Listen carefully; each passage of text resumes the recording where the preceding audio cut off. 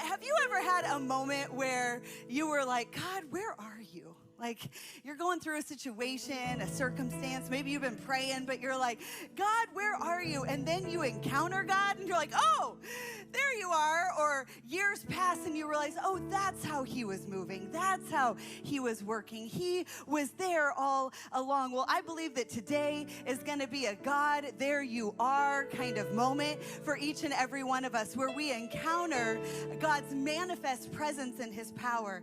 It was Jesus who prophetically spoke through the Apostle John and wrote these words. Revelation 3:20 records it. This is Jesus speaking, and he says, "Here I am."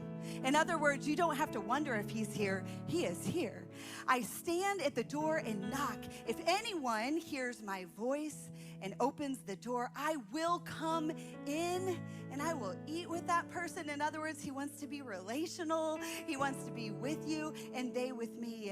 And I just believe that today can be that kind of God encounter where we know he is here. We're in this part 3 of our Look Around series. And there were so many moments in the Bible where people had feelings about situations or were wondering like, God, where are you? Like, are you going to show up in this situation? And then they looked around and they realized that their feelings and their circumstance wasn't the spiritual reality that was happening. These look around moments, like Daniel, who is in the lion's den, he gets thrown in there to be killed, and he looks around, and instead of the lions attacking him, God shuts the mouth of the lions. That's a look around kind of moment. Or the woman who had been sleeping with many men who weren't her husband, and the Pharisees throw her down to the ground, and they're thinking, this is the moment that we kill her because this is so terrible what she's done. And instead, Jesus intervenes. He speaks to those Pharisees,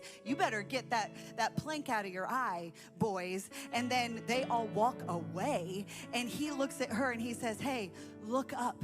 Where are your accusers now?